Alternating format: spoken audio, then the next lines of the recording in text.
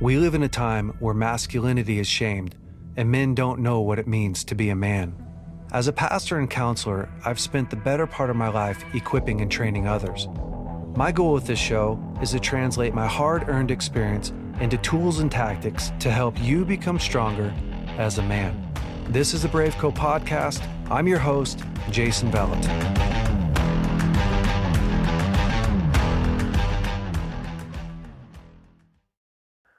Hey, BraveCo men, welcome back to the BraveCo podcast. This week, I have a great friend on here. It's Josh Baldwin. For those of you who don't know Josh, you probably aren't a Christian and don't worship at church. And you got to get your act together, right? Like, what have you been doing with your life? Now, Josh is a singer-songwriter. He's been with Bethel Music for quite a while now, and he's wrote some tremendous songs, and just an incredible man, incredible songwriter, and great voice. So that deep, Southern, Southern voice it's really what all the ladies show up for. So, man, thanks so much for coming on today. It's just so good to be here. It's so good to be hanging here on BraveCo podcast. I've been listening. I've been listening up, preparing my heart. I mean, I was listening before I knew I was coming on, but then you don't. Then I dove in. But this is a treat, and this is fun just because we haven't hung and talked in a while. So it has been a while, which probably means your life is going well. That's true. That's so funny because the other night and I'm wearing his shirt. I was with John Mark. Oh yeah. And he came into town. I live in Nashville now, and I know you know that. I was saying cool. That for our listeners. That's great. But John Mark was in town, and I had just listened to your episode with him, and he was pumped. He's like, dude, yeah, it was so great. You're gonna love it. And I was like, I know it. I'm pumped to see and talk to Jason, but I haven't talked to him in a while. And usually when I talk to him, I'm just, it's me and Sheila, and we're sharing our life, and help us, Jason, help us. And so it'd be good just to talk and just hang and not try to bring all my problems to him. Well, yeah, no, I mean, it's awesome. It's so fun just to be on here with you. And I mean, it's even funner when Sheila's here, because then I hear the real story. Do you know what I mean? Right. like what really happens in your life. Here's what's really going on. Yeah, it's cool, man. So thanks so much for jumping in. And I think right away, I just want to jump in a little bit in, everyone sees you today as this successful musician and worship artist, which, by the way, is not an easy thing to do. That's a friggin' hard thing to do, because, I mean, there's worship leaders in guitar players are a dime a dozen, songwriters are a dime a dozen now. Yeah. And with ChatGPT, it's probably even more. Our days are numbered. Bro. Yeah, and AI, huh? You don't even have to play the guitar now. I think the ChatGPT will play the guitar and sing and write the song for you. So yeah, maybe we'll talk about that in a little bit. But dude, I just want to go back just for a little bit and catch people up on, did you grow up in the church? Yeah. What was life like for you growing up? Yeah. Where did you grow up? Yeah, I grew up in North Carolina, in a little town outside of Charlotte that's kind of famous for being known as the hometown of Kelly Pickler. That's what we're Dude, who is Kelly Pickler? Yeah, right. She's a country artist. Oh. She's like a country. She was on American Idol, and she's like a country artist who now is more of like a reality, kind of celebrity person. Yeah. Anyway, that's where I'm from. This little town, and I'm a pastor's kid, so I grew up in church. I was born on a Sunday and in church on the next Sunday, and literally, and I grew up in that, and my dad's he's a pastor, but he was also very much in worship and music and led worship at our churches and wrote songs.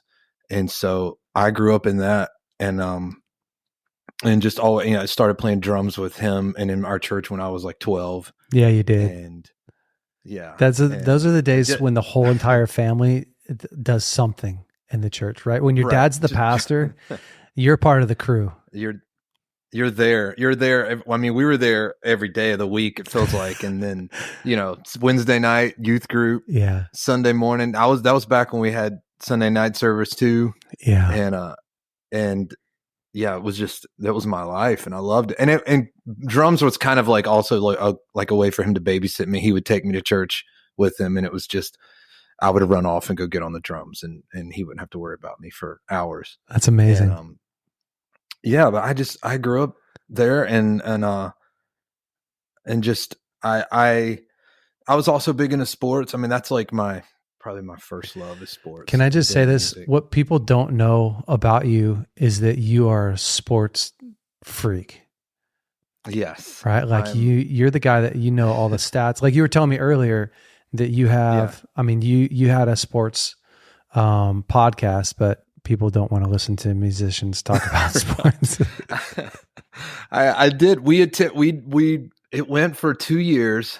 My buddy Mac Brock, a worship leader friend of mine, and we realized we were talking so much sports in our group chats, and that we were just like, let's just start one. And so we did it. It was fun. We had some good guests on, all the other Christian artists and songwriters who don't get to like share their love for sports anywhere else, so they would come talk on ours. That's cool.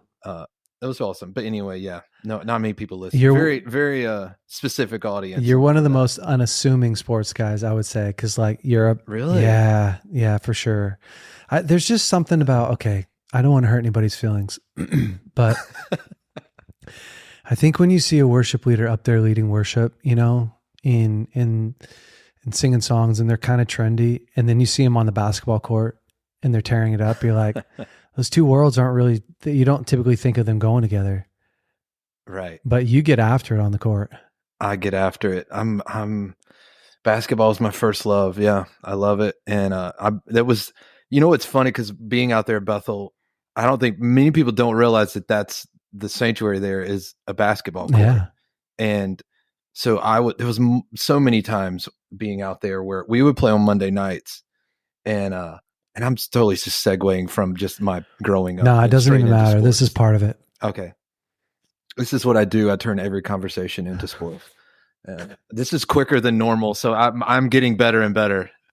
But I remember we would play on Monday nights, and there was a few times. One time in particular, I remember there was a new guy playing, and I get competitive, and just that's like the one time in my life where I get like loud and talk a lot of junk, or just I'm very confident in my level of playing sports, more so than anything else I do.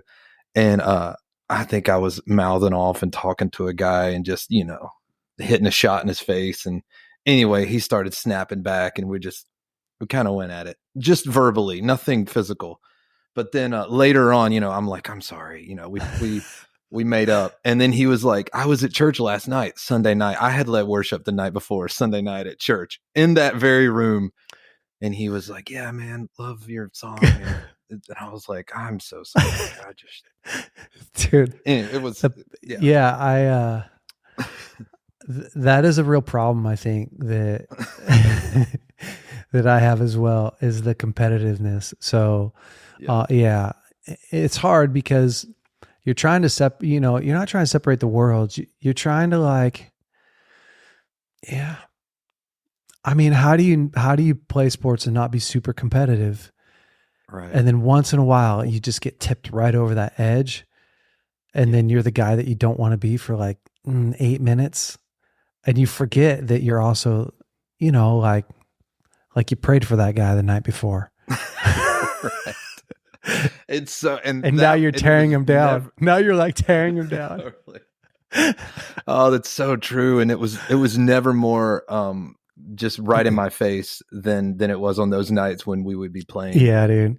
In the very sanctuary that I led worship. Well, that's a horrible sanctuary to play in too, because so many ACLs and ankles have been broken on that carpet. I don't know if carpet. Yeah, if you've never played on carpet before, it's crazy because at first you think it's awesome because you're like, oh man, it's a little bit soft. Yeah. But what happens is there's so much grip and no give on carpet. And so, yeah, my dad broke his ACL, or Achilles, like the tendon, like literally snap. Yeah. On the carpet. Yeah. And anyways, so I'm at the age, listen, I am at the age where, dude, I won't even play in there anymore. Yeah. At 43, I'm just like, nah, it's not worth it. Yeah. I haven't played since we moved, really. Wow. I'm kind of all golf now. So. Oh. Yeah. How do you feel about that? We're going to get back to your past, but we're here now. So let's just do it. I mean, I miss basketball here and there. And when I see guys playing, I want to play, but are you good at golf? Yeah. I'm all right. I'm like a 10 handicap. I don't know if I shoot in the 80s, I don't even know, dude. Then. Yeah. I didn't know I'm good at best ball. Yeah. Scramble best ball. Cause then I'm always in the game. That's fun. That's great. Yeah. But dude. I'm kind of a dork about it. That's all I watch is like YouTube golf. Oh, really? Yeah. So I think, which brings us to this other conversation, like certain people are always good at something, and it's the obsessive people, because what a lot of people don't understand is in order to get really good at something, you have to be really obsessive and a bit competitive. And if you have that obsessive nature, like you certainly do, then it'd be like you get good fast because it becomes all that you do. It's really hard on the marriage. Yeah. It can be hard on the marriage. It's real. Yes. But so you're obsessing about golf, and it's the YouTube. It's on every channel, and yeah, that's cool. I've learned to also I take the clubs with me a lot when I travel. Oh, that's cool. And I'll play on tour, and I'll do that because I'm already gone. You might as well. It's just like guilt-free golf, and that way when I'm home, I'm a little more present. I don't play as much. Oh, that's smart. So golf is awesome. I'll probably get into it as I get older because you can play it forever, right? Yeah, and everywhere you go, there's a golf course and yada, yada, yada. So, all right, dude, bring us back. So you grew up in Christian home, dad was a pastor, and you were super into sports. Like, take us from there. Yeah. High school and that part of my life was, it was like the best of times and the worst of times in a lot of ways, which it probably is like that forever for a lot of people. But, I loved my church. I loved my youth group. My youth pastor was amazing. All my best friends were in our youth group, and we just really going after the Lord, and it was a combo of like, it was fun. Yeah. Like a teenager, like you would want it to be, but also there were moments with the Lord that were just like deep and marking for the rest of my life kind of moments. And in the middle of all that, I'm playing drums. I'm also I remember my youth pastor, he said, we need a worship leader in our youth group, because we were just playing CDs. And when's a worship? He was like, right. No, totally. We were just playing, I think we were playing like the Petra Praise album. Yes, dude. Take the cold, cleanse my lips. That kind of thing. And so he was like, your dad does worship. You play drums. You should do worship. You should just do it. Because he knew I sang a little bit too. And so he's the one that actually showed me like a few chords on the guitar. Wow. And he didn't even play guitar well. But I think my dad was always like, he didn't want to push anything on me too much just because he did it. He didn't want to and so I remember I started playing the guitar just because of like, we need a worship leader in our youth group. And that's when, that fire started to just be lit in me, and just, I love this. I do have this, I am good at that. I do have a natural ability and some of it was, because who I am, who my dad is, but also I've been worshiping already with my dad a lot, and through the drums and just all that. And so the whole time that was being lit in me, but then on the other side, I was also going in my home. My mom and my dad were going through separation and then eventual divorce. Wow. 16, 17 years old. And my dad was a pastor of our church. I mean, it was a mess. Bro, did he stay the pastor of your church? He did for, during the separation he did, because it was just like, we don't want this to happen. We don't know what's going on. And I don't even remember a lot of that. I mean, I was 15. I remember it, but I don't, all the details of like, I just remember my dad's still the pastor. And, but then right after the divorce, we were Assemblies of God. And, so he had to step down. He was forced down, which was great and good. Was your mom the one, and you don't have to, like, we don't have to go way into this, but was it like a mutual separation, or were your parents, was your mom like, I'm out, I hate your worship songs? It was mutual. It was mutual. It was, years of fighting and, just not seeing eye to eye with stuff. And I mean, in a lot of ways, that season of my life was pretty horrible and tough, because this is just a small town and we're the biggest church in this little town. So it was like the big scandal of our little town. Yeah. And I remember that part of it was really rough for me, but then also kind of immediately after they were separated and just weren't in the same home together, my home life was like so much better for, just because there wasn't fighting in the home. Wow. And so it was weird and felt obviously like depressing and sad, just on a different level now because my parents aren't together. But there was no fighting that I was coming home to all the time and waking up to in the middle of the night. And so I remember that being like a relief.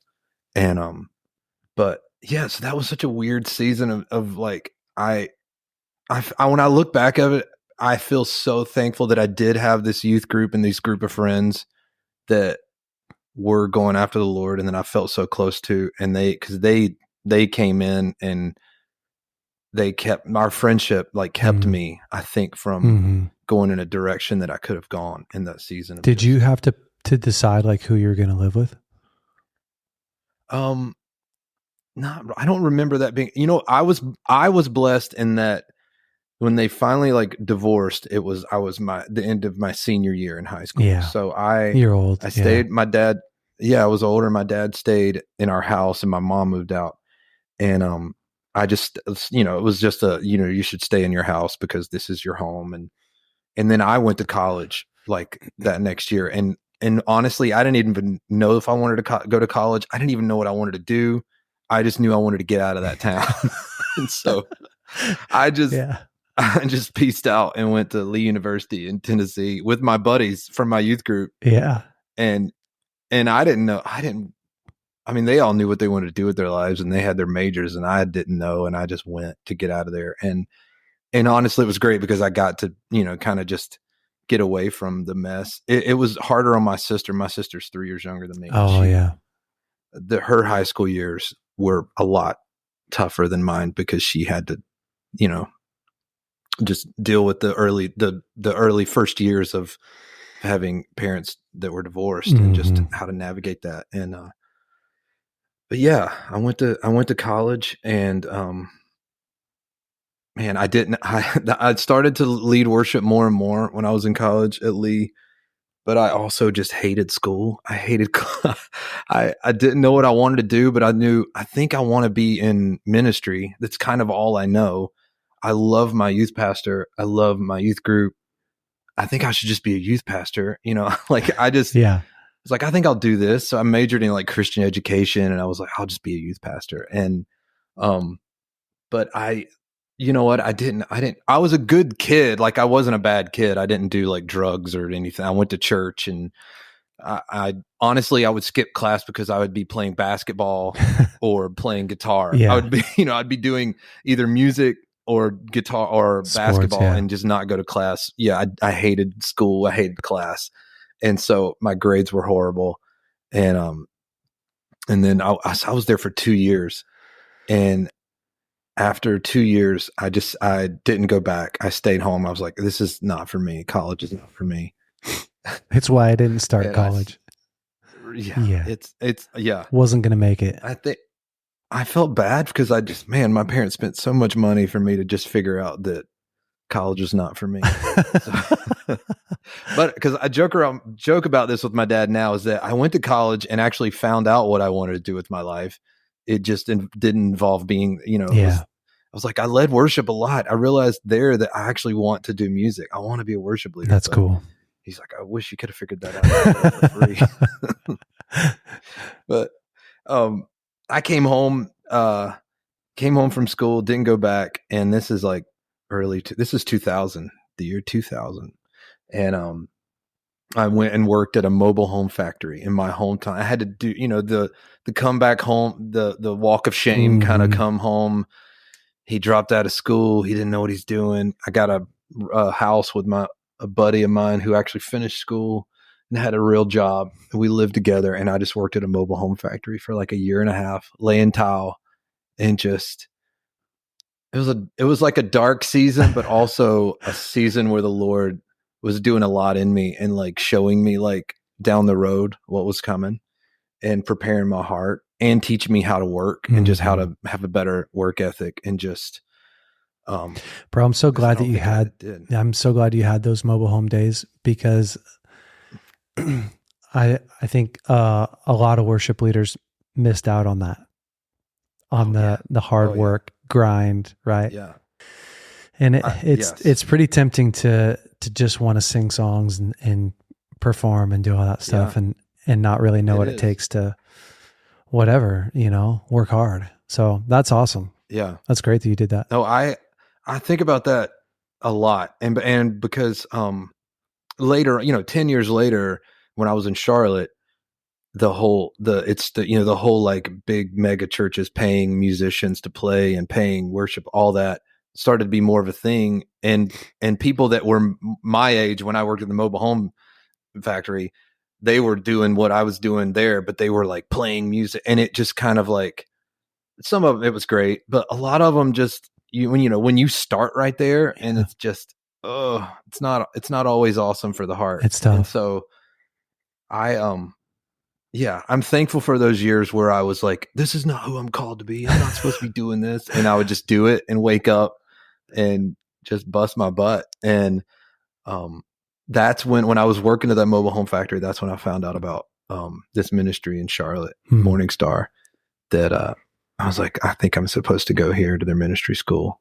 And so I went there. Then I saved up and I went there to Charlotte the next year. And that's when I, met Don Potter and Susie Uri, and just kind of, they took me under their wing, and I started writing songs and just learning more about that. And I met John Mark and Jonathan and Melissa there, the Helsers. And bro, it's such that was such an epic like season in, I would say, in the church, and not that MorningStar's whatever, not the same, but for me, those early 2000s when Dawn and Cindy were just, gosh, there's so much richness in the music and the ministry and what was happening. That's cool, man, that you were part of that. I forgot.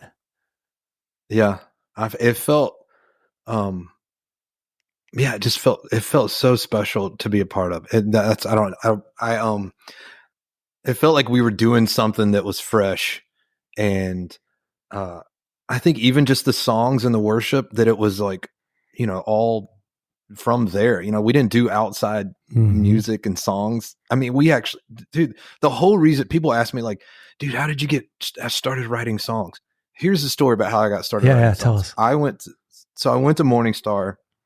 I was a first year student, and we do chapels every morning, and we do worship, and the student led worship, and then we do the whole teaching day. And you can only lead worship if you're singing your own song. Like they won't let you lead like a Chris Tomlin song or any, not that they don't like that. Yeah. It wasn't like we don't want that, but it was just a stretching thing. Stretching. This is all about, creativity and moving in things that you wouldn't maybe be move in if you weren't forced and pushed out, which is totally me. I will sit back and just relax and live a comfy life unless I'm pushed out into the flames, which is why being married to Sheila is such a gift from the Lord, because she will not live a comfortable life. No. She's the reason behind most of our moves and steps up. Sheila, you're a beast. Steps in faith. Yeah, she's amazing.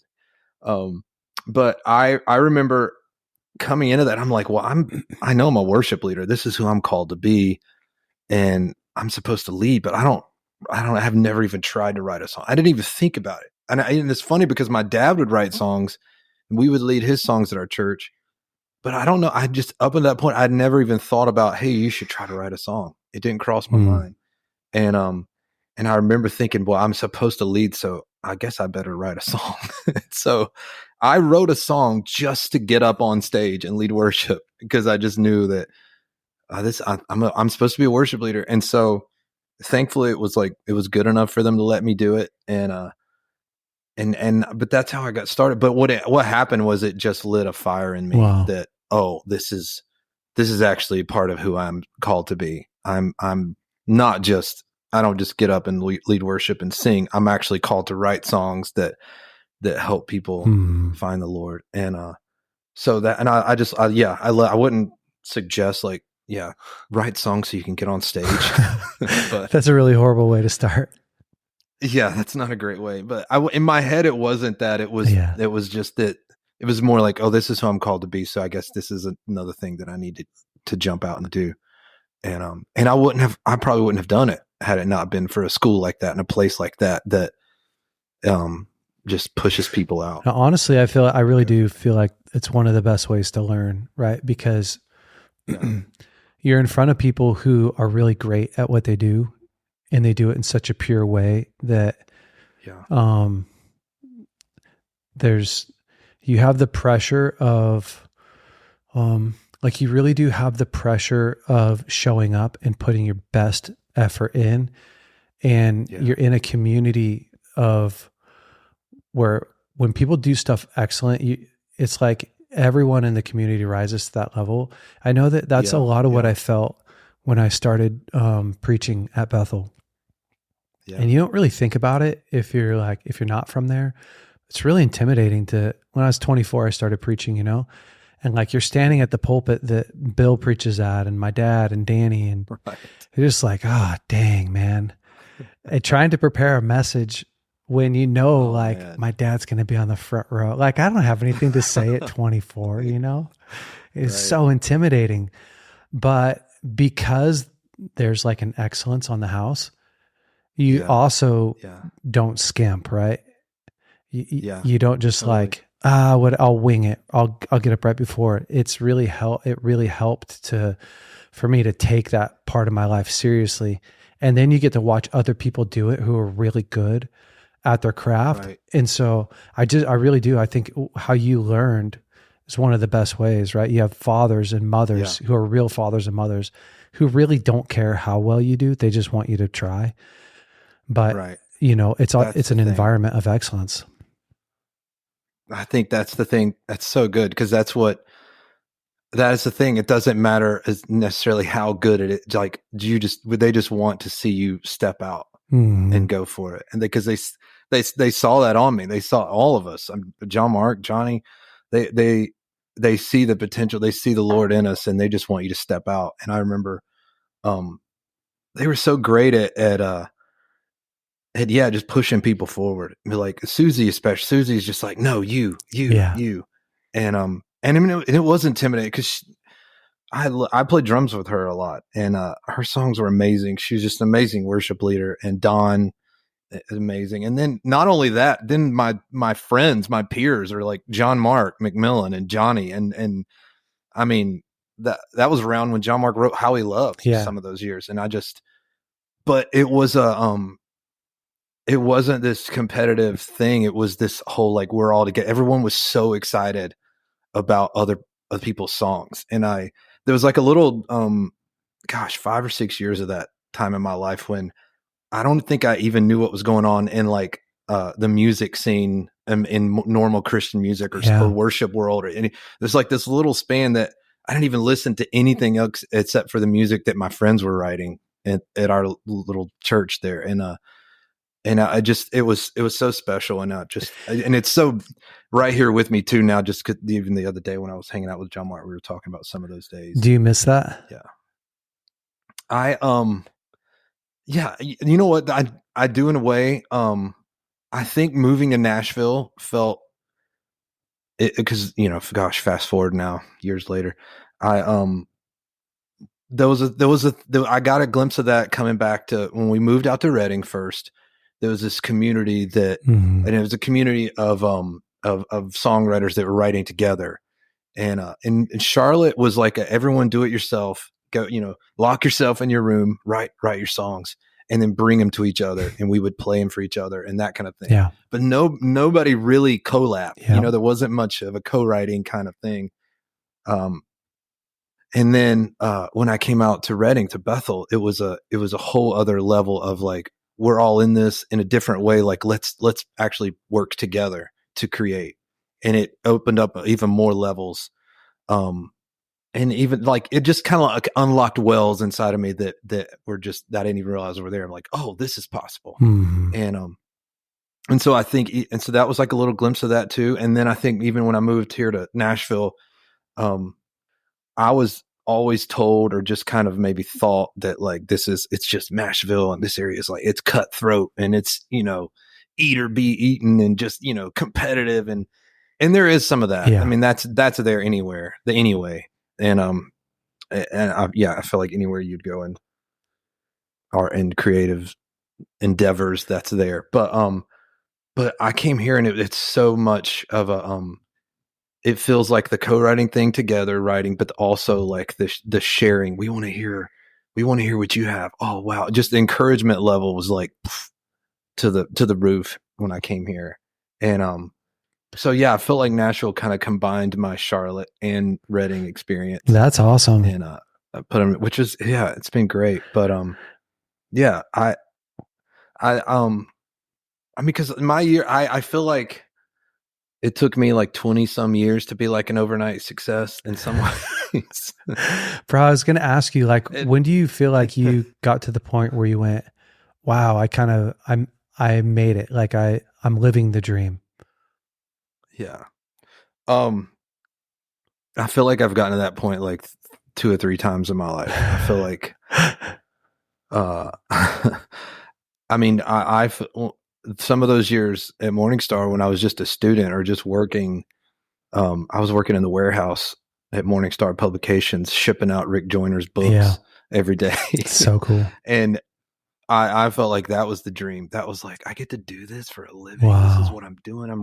I'm doing this, but then I'm writing songs and leading worship, and I'm traveling and playing drums. And then, all I wanted in life was I wanted to just be a worship pastor at a church, and that to be my job, like that to be the way that I supported my family. And that didn't happen until I was 32. And me and Sheila and I had been married a year. Ellie, our firstborn, she was born on our 1-year wedding anniversary. Wow. You guys really planned that out. Yeah, we planned our lives so well. We did that well. Then when she was 6 months old, we got pregnant again with Bear. So, and then a year later, we moved across the country to California. Crazy. But yeah. So it was, and that was I was 31 or 32. Just barely making it in our little house in Charlotte, and we helped start a church in Charlotte called Queen City Church with John Mark and his dad Robin, and they decided to bring me on like full time, and this is a news church. It was like we had 150 people. I'm like the worship leader. I say that in quotations, but I'm also doing I'm the janitor. I'm everything. I'm the men's meeting guy. I'm all of it. And it was like, that was 5 years we were there for 5 years. Wow. And, but that was like, I remember it's funny. I actually was playing golf with a buddy of mine the day that Robin called me to tell me, we want to bring you on full time. And I just thought, okay, this is it. Like I did it. Like, this is what I wanted to do. I just wanted to be a worship leader full time. And I am. And, so that was a time when I felt like, yeah, okay, all my dreams came true. And then, I think the rest of it's just kind of been like, wow, I didn't really dream big enough. Yeah. Like these little things that have happened. It definitely dreams come true, but I didn't really dream that up. Yeah. Yeah. I like that. I'd love to say that, this was a dream. It was a dream when I came out to Bethel Music and was a part of that, but I didn't think that'd be, I didn't even think about something like that. Yeah. Which would be really, think about being on the radio. Yeah. It'd be really hard to picture all that stuff happening. I'd love to know, like, what do you feel like at this point has been like the biggest high in your career where you're like, man, this song that I wrote, or this tour I went on, like when you look at your career right now, where are you like, this has gone beyond? Yeah. I think having a couple songs that did really well, like on radio and touched people, that's been amazing. And that's something I didn't, like I said earlier, didn't dream of. And it feels like a high, obviously a high, but like, because of that, there's like little moments that are just like, when I think of, I'm like, oh my goodness. And one of them was a couple years ago. And this is like a moment that's just like so precious to me that I'm just like, wow, okay, done. I was in a songwriters round with Michael W. Smith, and my heroes were Stephen Curtis Chapman. Yep. Stephen Curtis Chapman was like the reason I wanted to play acoustic guitar and write songs. Initially, it was just like, this is who I want to be. And then it was Michael W. Smith, and these are like the 80s and 90s worst, Christian music guys. So I was in a writers round with him, and last minute I decided to share a song that, writers rounds, it's like you share 3 songs, you talk about them, kind of go in order, and I'm sharing, I play like my 2 songs that they would all know that are on the radio, Stand in Your Love and Evidence, and talk about them. And then you usually share like a new song. And I was going to go this one way with the next song that's supposed to come out, and all this. And then last minute I was like, no, I want to share this song. It's called Full Grown Man. And it's essentially about the Lord, about Jesus being an old soul. Oh, it's about him. Very BraveCo song. Yeah. Actually. I need to send it to you. Yeah, it's dude. Not out. Send it to me. Never been recorded. But I was talking with my buddy about his son being an old. I was like, man, his boy at that time was 11, and I was like, man, he's just like one of those kids. It's like he's 11, but he's really like you think he's like 50 or 60. He's like, this kid's like it's like an old man in there. And so I remember telling him, like, man, your son is just like a full grown man at a really young age. Wow. And he was like, dude, you should write a country song that talks about that. And I was like, yeah, I should. And then so I sat down, I started trying to write this song about an old man at a real young age. And I just started thinking about the Lord, which I tend to do. I like try to, I'll start songs and think they're going one way. Like I'll try to write a song for Sheila, and then it always turns into like a worship song somehow, draw me close to you. No, I didn't write that. And so that was what I did with this. I tried to write it about like some country song, and ended up being like, no, actually, who was probably the oldest soul ever? Yeah. Jesus, like, 12 years old in the synagogue teaching right. That's a full grown man at a real young age. And so this whole song is just about that. And it's very singer, songwriter, storyteller. And it felt so fresh to me. And so I just played it. And this was like live on XM radio. Wow. Me and Micah W. Smith and somebody, and Terrian, another artist. And I played that song. It was the first time I'd ever played it. And at the end of that song, Micah W. Smith looked over to me on the air, and he was like, wow, that's the first song like that I've ever heard in my life. Wow. And just so kind. And I just went home and I told Sheila, okay, if this is the last day that I ever play music, you did it. I'm fine. I did it. Bro. So why have you never recorded that song? I've been trying. You have? I think every time I it feels so special to me that and there's a handful of songs that are kind of a lot like it and in that vein, that I think it's a whole project. At first I thought I want to release this single, but I think it's a full grown man project. Wow.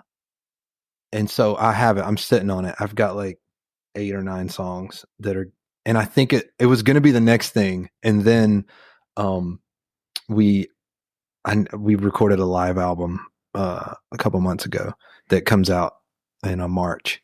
So that's the next thing. I have a live album, but then after that, full grown man. I'm really full grown man. You should play it live for us. I mean, I'd have you play it live now, but you haven't released it.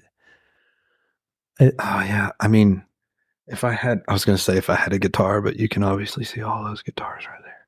Dude, play it for us. I'll play that. Let me pull this. Play me something of it. This would be the first time that anyone's played something. Played something live with us. For those of you that can't see him because you're listening, he's going to get a guitar right now. Listen, never been recorded. This is it right here. We're getting fresh stuff. All right. I don't even know how in tune this guitar. Bro, this is exciting. You're Josh Baldwin. You make an out of tune guitar sound in tune.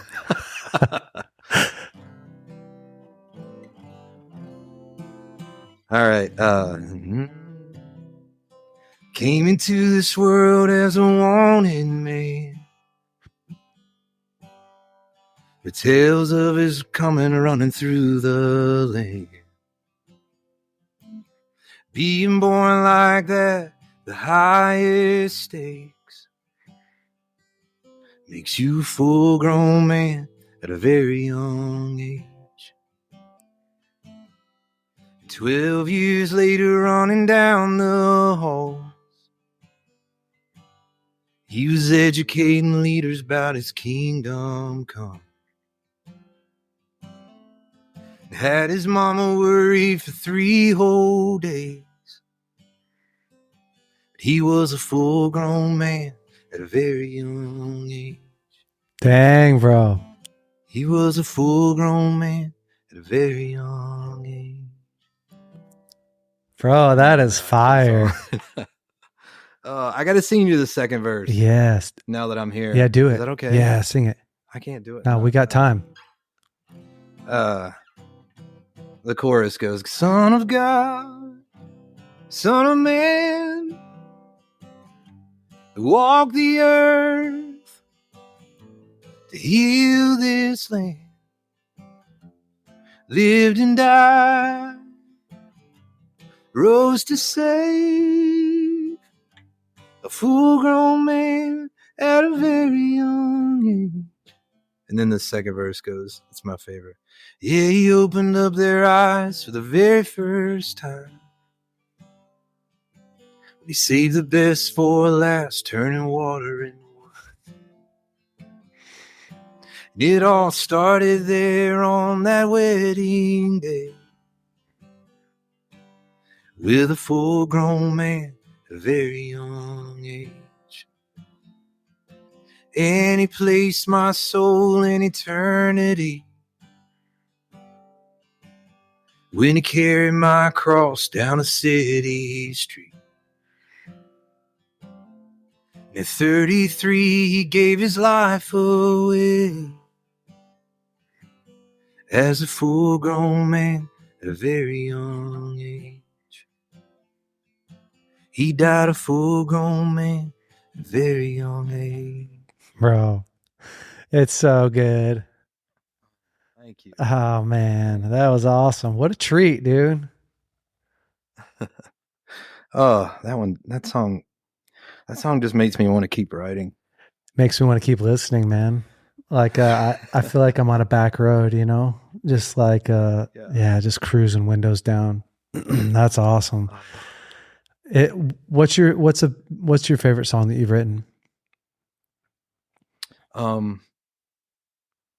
Wow. I feel like the newest one usually. Yeah. The most recent one. Yeah. No matter what it is. Yeah. I mean, gosh, you know what? I should have an answer to this so a lot quicker than I do now. I just, cause I get asked it a lot. I think a song that I'll never get tired of singing is You Deserve It All, worship song that I wrote. And then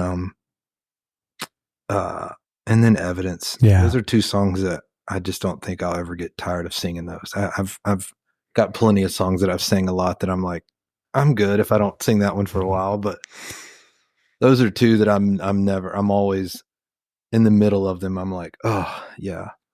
Because I just remember, I mean, what they say, but then I just remember writing. I remember the times writing them and how special. What it came out of. Yeah. I think, and I feel, and some of that's, that's stuff that's something that I can feel, I'm the only one that knows that in me. So that feels, it just feels really special and just like my own little time with the Lord that I can go back and just, it's such I mean, even just thinking about songs, it's just thinking of that one. Like, it feels like such a gift from the Lord to do that because each one of them is like a little stamp of a time that I had with him. And, I feel so grateful to have those moments and grateful to have them be recorded. A lot of them, that they're also going to be there forever. Yeah. And, it's such a gift. I can go back and listen. Yeah. Just go back and listen to them and just think, oh man, I remember what I was going through when I wrote that.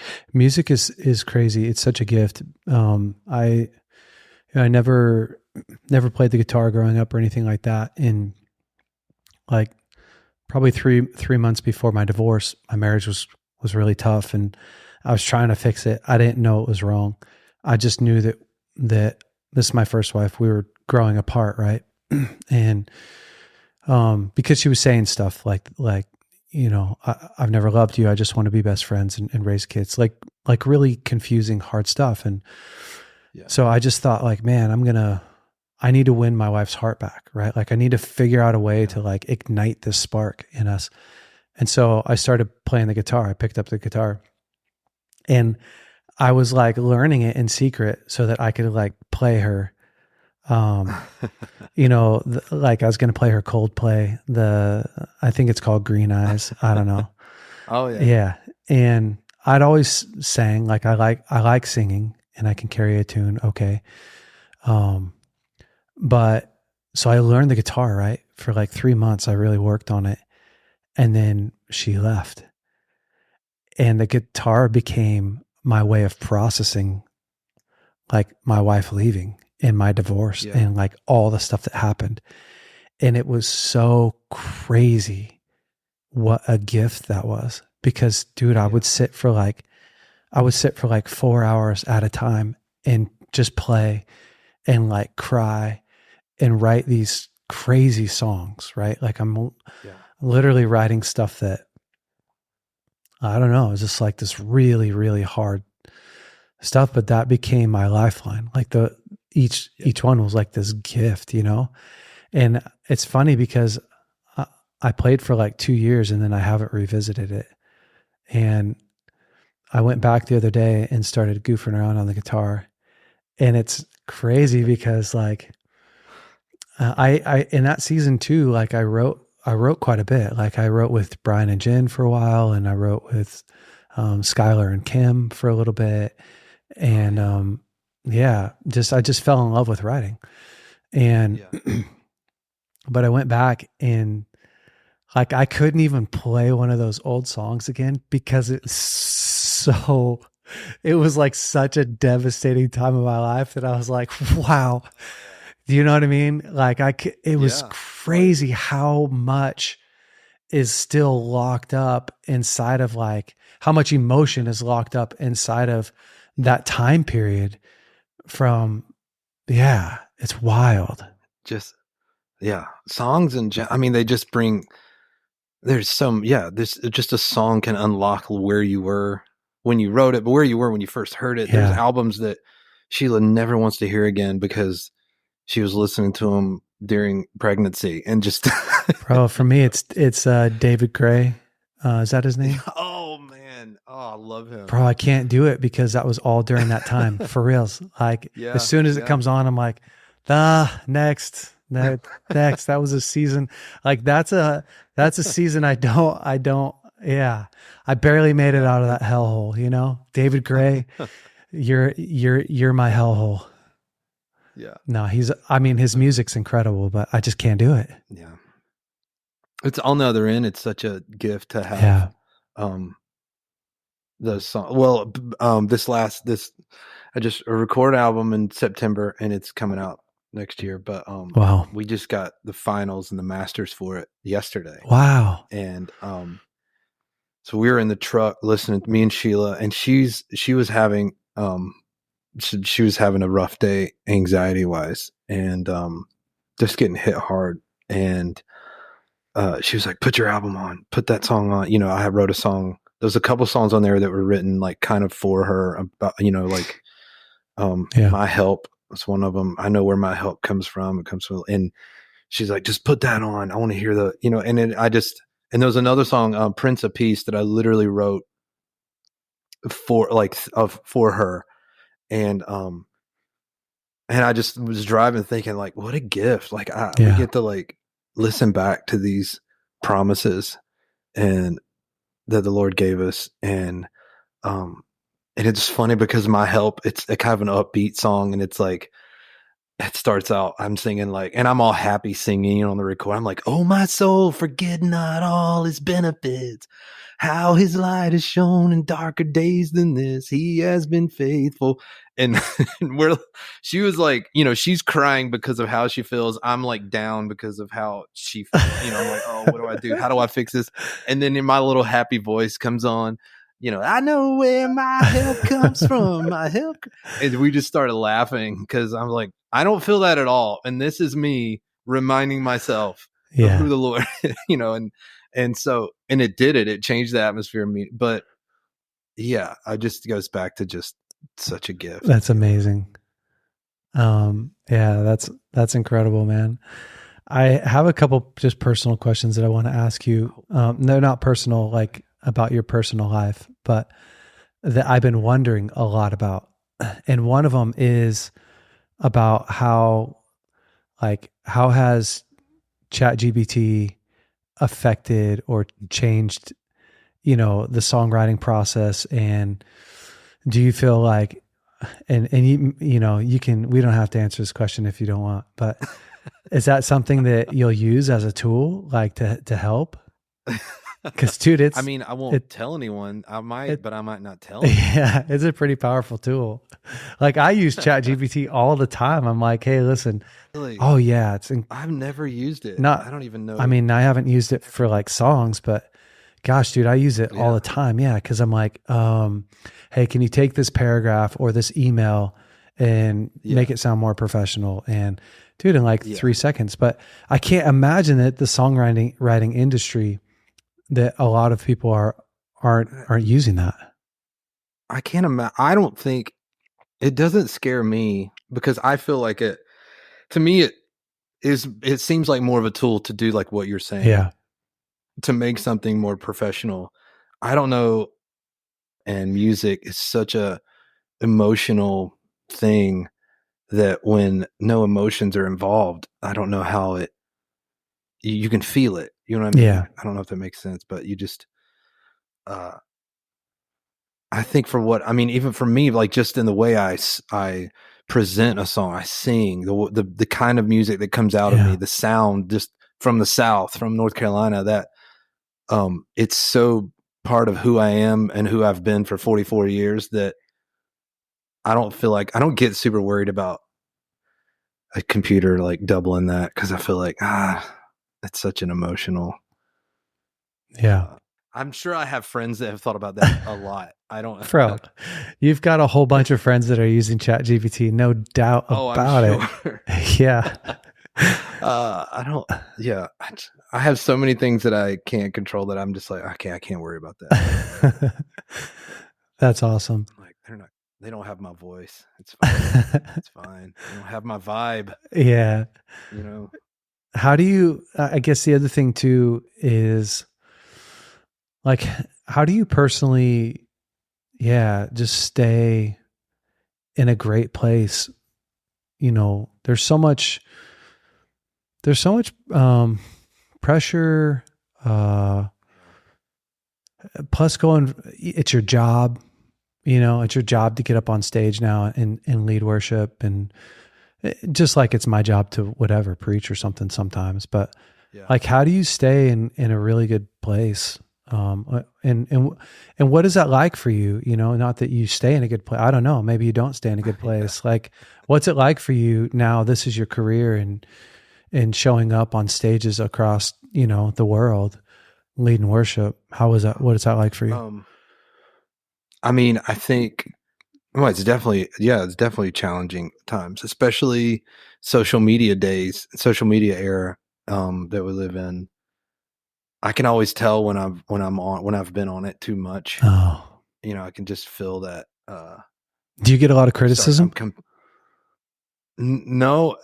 I mean, maybe the other thing. I mean, sometimes it's like if I don't get enough love from social media, I'm like, what? Does no one like me anymore? People don't like my music, that kind of thing. Or I'm comparing everything. I'm seeing all the other things, all the other people, and I should be doing this, or my song's good, or all of this, and it's just, I can feel it, and Sheila can feel it when I'm going down that road, and it's turning that off and just moving away from it. I think just going to local church, being at our church and going to church on Sundays. Honestly, since we moved here, it's been almost 3 years, which is crazy. I don't even lead worship as much at my home church as I used to out at Bethel. I do sometimes here and there when they ask, but I'm not. But for the first 2 years, we just went to church and I didn't lead, and it was the first time in 20 some years that I wasn't either the worship pastor, main worship leader at my church, or one of them, and it was so good for me because I think I didn't realize how much of my identity was wrapped up in me going to church, and just like, I didn't, it honestly hurt me a little bit when I went there and I was like, how do I do this? How do I just be, somebody, sitting in near the middle back of the church there, and just be at church and not be noticed somewhere or up on the stage. It like helped it opened the door to how much of that I was like actually looking for when I went to church, just identity and just recognition and all that. And I think since that's happened, it's like it grounded me a little bit, because I had to take a step back, but then also it lit the passion again into me for like leading. I'm like, oh, actually, you crave it. This is actually who it's like, I miss this, and not because I want to be up there, but like, because this is who I'm called to be. And this is how I serve in my local church too. Like, people do different things in church. And so when I started leading again at church here, it just felt like fresh again. It just renewed this, like, oh, like maybe I go back 20 years ago when I first started leading. And, but I think I can tell when I haven't spent time, not just spent time with the Lord, but like when I haven't spent time with my guitar and just sat here and just worshiped and played. I can tell when I haven't done that, and I can feel it more in when I'm leading worship and not as much in, like, I say performing. I don't know. I feel like a lot of what I do now is like I do more concert type things in some ways, and then I'll sneak worship in there. They won't realize we're worshiping, and it's like covert Holy Spirit kind of thing. But it's like I'm going out as like Josh Baldwin, the artist, a lot of times, and not the worship leader. And so I don't always feel like I'm able to lead worship as much as I used to. Wow, that's really interesting. Even though that, like you could also say, I'm leading worship still and all that. But I felt like when I got back, when I would come back out to Bethel, the few times a year that I come out and lead, I almost feel like I'm like, oh, like I'm sore. Like I haven't played ball in a while, and I jump out there and I'm like, man, I'm a little sore. Like I forgot how to do this. And that's a little bit, I remember the first time I came out there this year, I called Sheila afterwards. I was like, babe, I've got to like get in my room and get with the Lord and just worship. Like, I feel like I've been going through the motions and I didn't realize it because I've been on a tour maybe where I get like a little, I get a 20-minute slot here and just do your songs, do your songs everybody knows, boom, boom, boom, and get off. And so you just go through the motions because you just kind of, it's the same set every night or whatever. And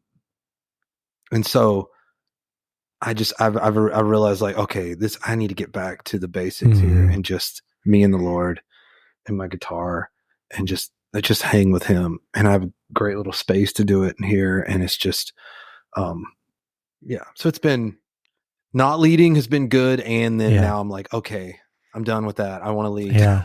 So it's awesome, man. I think all of us, it's funny. Like every man wants to know the secret to never feeling insecure again. And the truth is like, it's impossible to not ever feel insecure again. Like you just have to work through it at every different stage of life that you get in. Like, I don't feel I'm not battling the same insecurity that I was battling at 24, but man, at 43, it's different. The insecurities are different, but it's the same. It is still insecurity and I have to face it head on. Otherwise it just